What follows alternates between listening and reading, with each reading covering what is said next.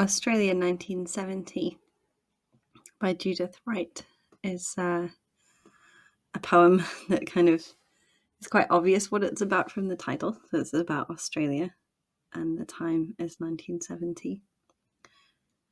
I recommend learning a bit about Australia. So if you're Australian or you're from that part of the world, you might know a little bit about Australian history. If you don't know about it, or you've never visited Australia, I would recommend just reading a little bit generally about the place before you start with this lesson, because they'll give you more insight into the main ideas of this poem. So basically, I kind of start with the context a little bit. So we've got this idea of Wright being an Australian-born poet herself. So she's born in Australia. She's from there, and it's influenced by the landscape in which she grew up. She's also influenced by wartime and the world wars. So she returned to her father's ranch at the beginning of World War II to help during labour shortage caused by the war.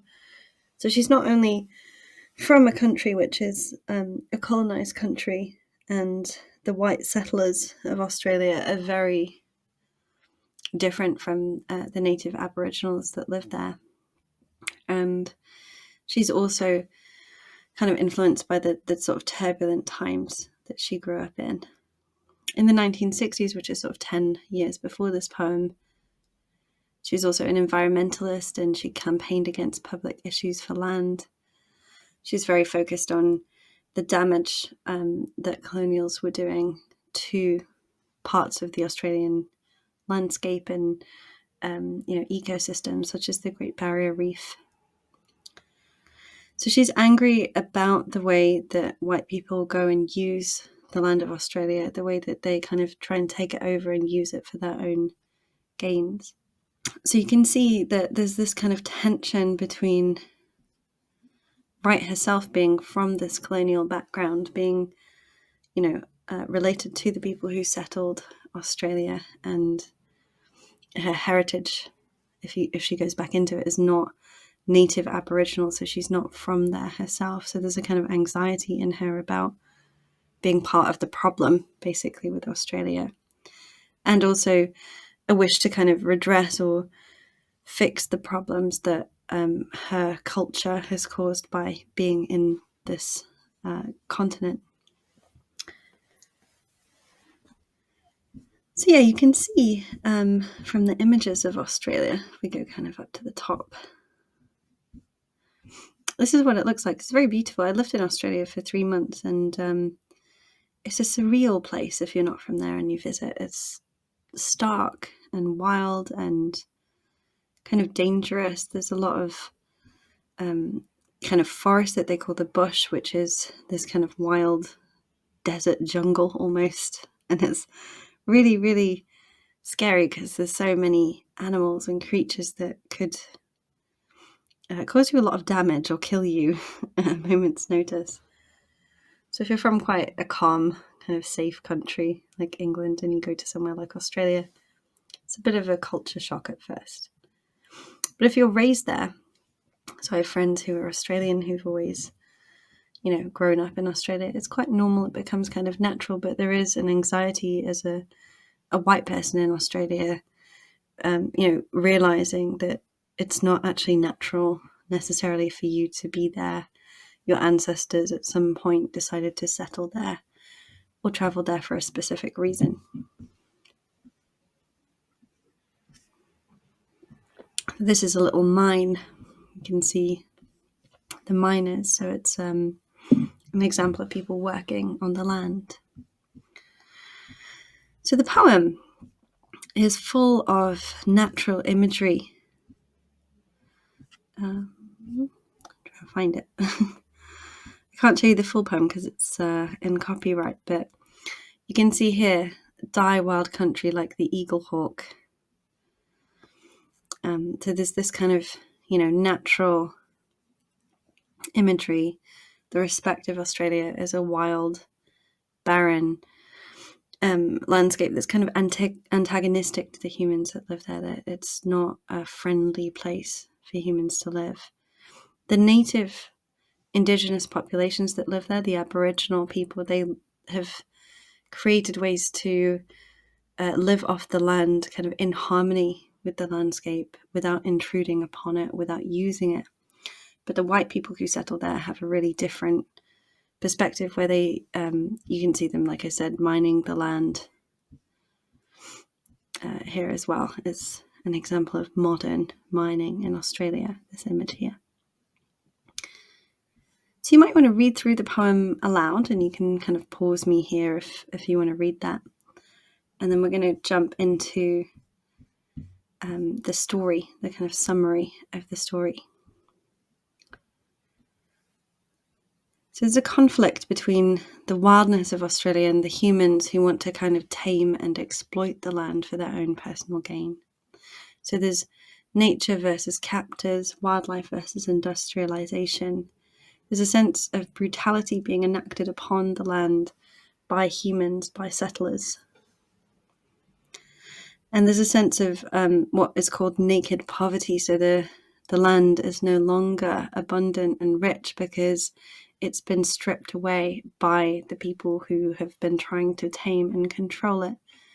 So the effect of humans upon the natural landscape of Australia is a sort of ongoing issue. I don't know if you remember, a couple of years ago there was wildfires everywhere in Australia, and it really was causing a lot of damage and destruction. So as I say, it's kind of quite violent, quite wild place that kind of refuses to be tamed and sort of fights back. And the poem almost respects this in the nature of Australia as a land. So there's a sort of threat of humans, but also a potential danger to the humans, and also an antagonism between, when I say humans, I mean the white settlers, the colonials who colonized the country, not the indigenous Aboriginals who lived there in harmony with the landscape. So yeah, this vivid imagery of all sorts of creatures, eagle hawk, tiger snake, actually jumped into a kind of barren river, like a sort of empty river, when I was in Australia. And my friend said, "Oh, you need to get out of there because there'll be tiger snakes." And I'd never heard of a tiger snake, and I was terrified. And I was like, "What is a tiger snake?" So I ran away from there. But yeah, these things are real threats. They're genuinely, things that you experience on a daily basis if you live in Australia. So yeah, there's a sense of push and pull between the wild landscape and the sort of urge by humans to tame and exploit and use that landscape. There's a sense of ongoing damage that humans are doing to Australia because they're not respecting its wildness and its true nature. There's a sense that the animals also are suffering. And humans are called conquerors and self-poisoners. They're almost destroying themselves by trying to force themselves upon this wild place. And there's a respect for the wildlife of Australia, even the dangerous, or especially the dangerous aspects of it, almost as if that represents the kind of fighting spirit of the nature that lives there, that has a will to live and exist regardless of how much humans impose themselves upon it. So at the end, the writer has an allegiance to her homeland, but a respect for the genuine nature of Australia in all its wildness, all its violence, all its danger. And she feels that by trying to tame the landscape or use it too much for our own ends, we're spoiling it and we're ruining, the beauty of it. So yeah, there's a lot of kind of violence, a lot of tension. There's a lot of kind of eco-critical or environmental issues being explored in this poem, which are really interesting. One of the main messages you can just kind of see here is that the country should stay as wild as it always has been. It should be free from human intervention, and long-standing colonial practices should be reversed. So again, there's a sort of distinction you have to make between the Aboriginals who are native here and who have learned to exist in harmony with this wild landscape, and then the colonials who've come in and tried to tame or control it. So it's not a criticism of all humanity, it's a criticism of colonial practices in particular.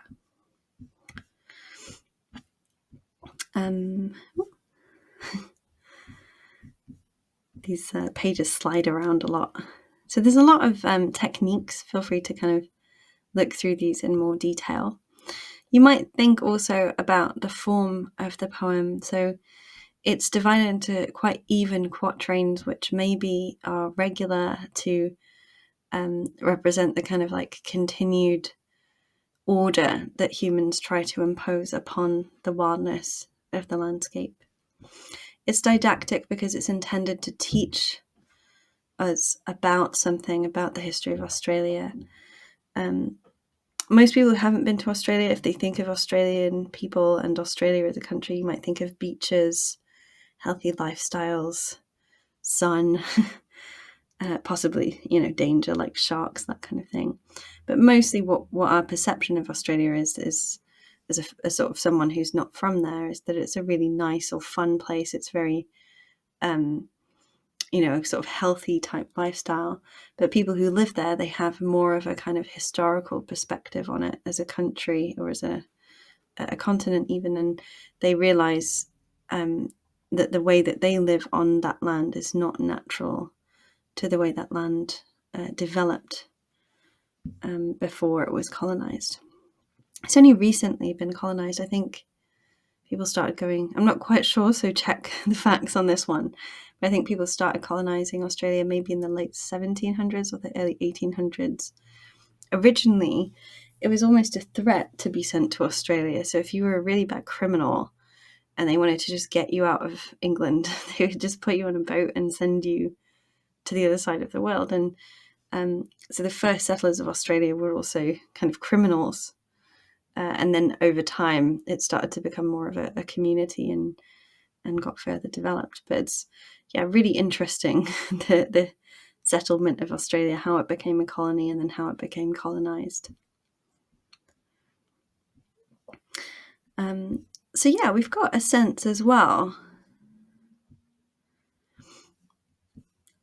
of these really clear and important attitudes that really help you analyze the poem in detail.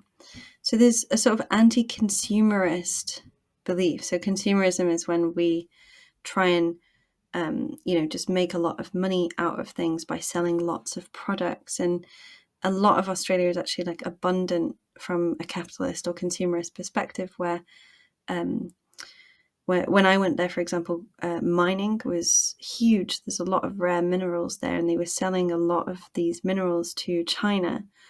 And so people could go out into the desert and basically live in a mining town and earn £100,000 a year, or like ridiculous salaries just for doing mining, because it was a difficult job, but it was also so financially lucrative that it was an easy life that you could have with no qualifications. You could just land yourself the same salary as a CEO of a business or something like that. It was really crazy. And that kind of money and industry and fueled by consumerism and industrialization, it's not good for the natural environment there. And so Wright is really kind of trying to help us question the true value of that, the fact that we're really losing this beautiful natural landscape. When I got off the plane in Australia, there are these birds flying around everywhere, these little parakeets, and it's so crazy because I didn't really think that there'd be this kind of animal in Australia. But there's very beautiful, very rare wildlife, really interesting ecosystems in Australia that exist nowhere else in the world. Extremely unusual creatures that, in my opinion, and also Wright's opinion, should genuinely be appreciated and preserved. So there's a sense that the wildlife, it can only do so much to fight back because humans are relentless in their pursuit of consumerism and capitalism. They really do care most about making money, and so as much as possible they will, maybe care a little bit about the environment, but if it's at huge expense of like losing money, losing potential for expansion and industry, then the nature is sort of sidelined in favor of capital. So yeah, there's this sense of like good and evil, predator and prey, victim and perpetrator, power and powerlessness. There's all these kind of thematic tensions running through the poem. And there's a sense that the native Australian wildlife is being completely ripped from its habitat and destroyed en masse. So it's like this ongoing damage that humans are causing to the very rare and unusual and unique wildlife in Australia. So there's a sense of pain, but the pain and suffering is of nature itself and of the animals and part of nature. So it's kind of a dehumanized type of pain where we're meant to empathize not with other humans, but with the landscape. And there's a sense as well that modernity is to blame for this. So the, relentless progress of industry and the fast-paced developments of technology, all of this is almost out of control in a way, and it's not in harmony with the environment and with the natural landscape, especially rural Australia. So there is a difference between living in a really big city in the center of Australia, which feels like pretty much any other city, or living rural. When I lived in Australia, I was kind of on the edge of Perth, at the edge of a big city, so it was basically where it hit the desert.